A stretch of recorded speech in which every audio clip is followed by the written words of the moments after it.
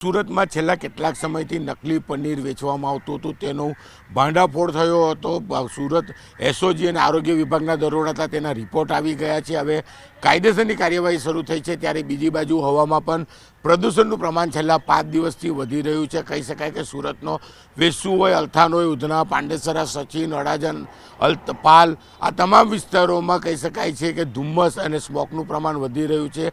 એક્યુઆઈની વાત કરવામાં તો એક્યુઆઈ 250ને પાર પહોંચ્યું છે, જે હવા પ્રદૂષિત કરતું હોય છે। કહી શકાય કે ઉત્તર પશ્ચિમના પવનો જે રીતે ફૂંકાઈ રહ્યા છે તેને લઈને જે ધૂળના રચકણો છે તે જમીનથી નજીક રહેતા છે અને તે હવામાં ભળતા હોય છે, પરિણામે ધુમ્મસમાં ભળવાને લઈને કહી શકાય સ્મોક પેદા થતો હોય છે। અને આ સ્મોક અત્યારે સુરતના લોકોની મુશ્કેલી વધારી રહ્યો છે। ખાસ કરીને આંખો બળવી, આંખોમાંથી પાણી પડવું, શ્વાસમાં તકલીફ, અસ્થમાની બીમારી અને ફેફસામાં ઇન્ફેક્શન અને ખાસ કરીને કહી શકાય કે ખાંસી અને ઉધરસ જેવા કેસો વધી રહ્યા છે। એટલે કે આ પ્રકારનું હવામાન છે તે લોકો માટે ખૂબ જ ખરાબ છે। છેલ્લા 5 દિવસથી સુરતનું હવામાન છે તે સતત બગડી રહ્યું છે। કહી શકાય કે એક્યુઆઈ 250ની ઉપર પહોંચી રહ્યું છે। જે જાહેરમાં મૂકવામાં આવેલા ડિસ્પ્લે છે એ તંત્ર દ્વારા બંધ કરી દેવામાં આવ્યા છે, કારણ કે હવામાં પ્રદૂષણની ખબર પડે ને લોકોનો બૂમો પડે, કારણ કે જે લોકો આક્રોશ બહાર કાઢે તેની પહેલાં જ આ ડિસ્પ્લે બંધ કરી દેવામાં આવ્યા છે। સુરતમાં છેલ્લા કેટલાક સમયથી નકલી પનીર વેચવામાં આવતું હતું તેનો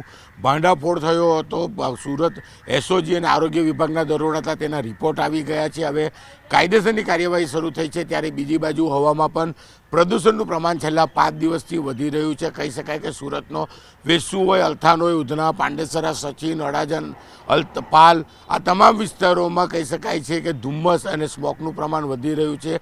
એક્યુઆઈની વાત કરવામાં તો એક્યુઆઈ 250ને પાર પહોંચ્યું છે, જે હવા પ્રદૂષિત કરતું હોય છે। કહી શકાય કે ઉત્તર પશ્ચિમના પવનો જે રીતે ફૂંકાઈ રહ્યા છે તેને લઈને જે ધૂળના રચકણો છે તે જમીનથી નજીક રહેતા છે અને તે હવામાં ભળતા હોય છે, પરિણામે ધુમ્મસમાં ભળવાને લઈને કહી શકાય સ્મોક પેદા થતો હોય છે। અને આ સ્મોક અત્યારે સુરતના લોકોની મુશ્કેલી વધારી રહ્યો છે। ખાસ કરીને આંખો બળવી, આંખોમાંથી પાણી પડવું, શ્વાસમાં તકલીફ, અસ્થમાની બીમારી અને ફેફસામાં ઇન્ફેક્શન અને ખાસ કરીને કહી શકાય કે ખાંસી અને ઉધરસ જેવા કેસો વધી રહ્યા છે। એટલે કે આ પ્રકારનું હવામાન છે તે લોકો માટે ખૂબ જ ખરાબ છે। છેલ્લા 5 દિવસથી સુરતનું હવામાન છે તે સતત બગડી રહ્યું છે।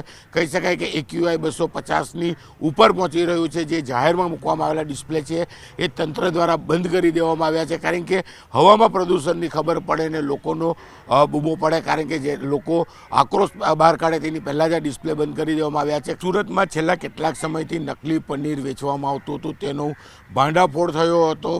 સુરત એસઓજી અને આરોગ્ય વિભાગના દરોડા હતા, તેના રિપોર્ટ આવી ગયા છે। હવે કાયદેસરની કાર્યવાહી શરૂ થઈ છે, ત્યારે બીજી બાજુ હવામાં પણ પ્રદૂષણનું પ્રમાણ છેલ્લા 5 દિવસથી વધી રહ્યું છે। કહી શકાય કે સુરતનો વેસુ હોય, અલથાણ હોય, ઉધના, પાંડેસરા, સચિન, અડાજણ, પાલ આ તમામ વિસ્તારોમાં કહી શકાય છે કે ધુમ્મસ અને સ્મોકનું પ્રમાણ વધી રહ્યું છે। એક્યુઆઈની વાત કરવામાં તો એક્યુઆઈ 250ને પાર પહોંચ્યું છે, જે હવા પ્રદૂષિત કરતું હોય છે। કહી શકાય કે ઉત્તર પશ્ચિમના પવનો જે રીતે ફૂંકાઈ રહ્યા છે તેને લઈને જે ધૂળના રચકણો છે તે જમીનથી નજીક રહેતા છે અને તે હવામાં ભળતા હોય છે, પરિણામે ધુમ્મસમાં ભળવાને લઈને કહી શકાય સ્મોક પેદા થતો હોય છે। અને આ સ્મોક અત્યારે સુરતના લોકોની મુશ્કેલી વધારી રહ્યો છે। ખાસ કરીને આંખો બળવી, આંખોમાંથી પાણી પડવું, શ્વાસમાં તકલીફ, અસ્થમાની બીમારી અને ફેફસામાં ઇન્ફેક્શન અને ખાસ કરીને કહી શકાય કે ખાંસી અને ઉધરસ જેવા કેસો વધી રહ્યા છે। એટલે કે આ પ્રકારનું હવામાન છે તે લોકો માટે ખૂબ જ ખરાબ છે। છેલ્લા 5 દિવસથી સુરતનું હવામાન છે તે સતત બગડી રહ્યું છે।